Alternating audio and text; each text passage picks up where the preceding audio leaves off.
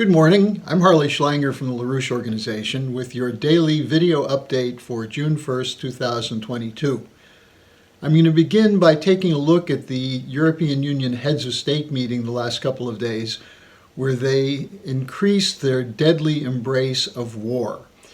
The main topic was the extension of sanctions and the adoption of a sixth package of sanctions against Russia.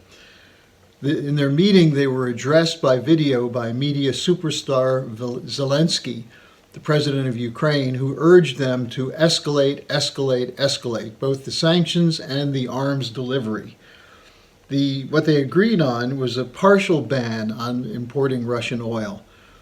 This is a full ban on oil delivered by ships, but they allow a 6-month period before shutting down all oil from pipelines. But they did grant a waiver to Hungary because Hungary was not going to go along with the total embargo.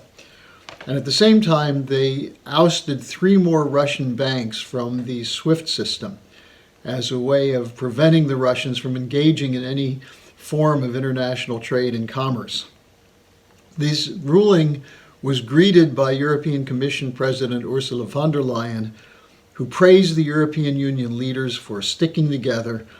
And she said this is a big boost for a shift to, quote, renewable power, unquote. Now, she ignored the reason that Europe had become increasingly dependent on energy resources from Russia, which is the unreliable, insufficient level of energy generated by renewables. This is part of the green policy of the European Union. It's not a viable solution. It's leaving them short to the extent that by going with this embargo on oil, they're increasing the use of coal, which, according to the environmentalists, is a much more dangerous source of CO2. So even within the realm of the green policy, this is a completely insane decision. Now, further, it provides additional evidence of the connection between the economic foolishness that they're adopting and the strategic insanity of the war policy against Russia. It also shows the disconnect of the European Union leaders from what's happening to the population as a result of the war and the sanctions. The inflation rate for Europe is now officially 8.1% in May. Now that underestimates it because it doesn't include all areas of production. It's higher in many sectors, plus there are shortages as a result of the supply chain problems and other kinds of difficulties. Now, obviously they didn't address it, but that's not their intent. Their intent is to stick as a colony of the United States and London to carry out the plan to destabilize the government of Russia and destroy Russia's ability to function as a sovereign state. Now then we had the appearance by Joe Biden after his meeting with Federal Reserve Chairman Jerome Powell, where he was touting his role that was just announced in a Wall Street Journal op-ed that he supposedly wrote, titled, "My Plan for Fighting Inflation." Now, the official U.S. inflation rate in April was 8.5% compared to April 2021. Again, it's higher than that, but this is the way they figure out inflation, so-called official inflation. Biden started by saying this inflation is actually a good sign because it's a sign of a robust post-pandemic recovery. And he said it's a transition to a stable economy based on his economic policies. Now, what's his plan for fighting inflation? First and foremost, leave it to the Federal Reserve. So the agency that caused the inflation with the quantitative easing policy, forget all this nonsense about the war, Russia, Putin. Inflation has been there for quite a while. And it's been there because of the trillions of dollars pumped into the financial system to protect indebted corporations and bankrupt banks. And that's the reason we have an inflation in Europe and the United States. So relying on the Fed to deal with it, all they're going to do is raise interest rates until they start seeing the chain reaction collapse that's going to occur, and then they'll start flowing the money again. Now, he also announced the government will take on problems of overpricing. There's something to give you a lot of confidence, on prescription drugs, ocean shipping, child and elderly care. No specifics there, but how do you slow down these costs when you have a completely unregulated economy? Now, he also announced tax reform to reduce the deficit. How about not spending $60 billion in arming Ukraine? That might help reduce the deficit. Now, for those of you who missed it, yesterday's update was late, but I did go through a more thorough review of the U.S. economy, and I would urge you to go back on the website and watch what I covered yesterday. Now, I do have an update on the situation in Ukraine. On the ground, the Russian forces continue to move into the Donbas region to cut off the Ukrainian forces from western Ukraine, from resupply. The Russians are continuing to hit the transshipment points where the new weapons are being brought in. They've surrounded Ukrainian troops. There are surrenders going on.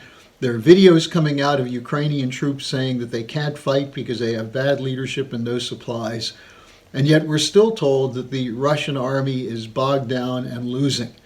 So take that as the more of the sign of the wartime propaganda.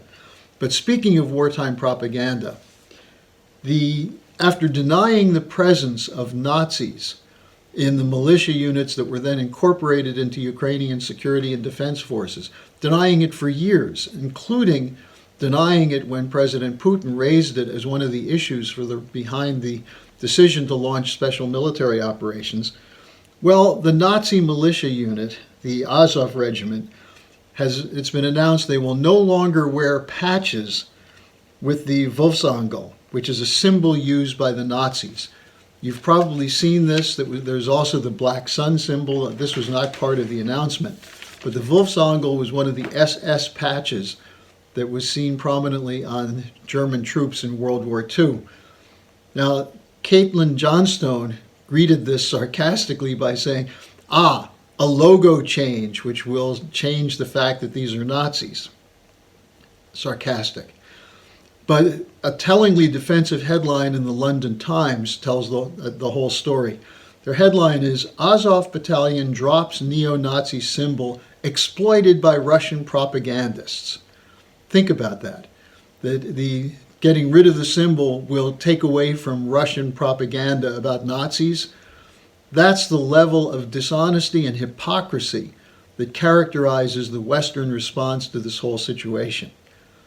Now, in announcing there'll be no more Nazi patches distributed to troops, there was no mention of what they will do with the members of the battalion with tattoos of the Nazi insignias, with tattoos of the Ukrainian fascist leader Bandera or Hitler, which are displayed on their bodies.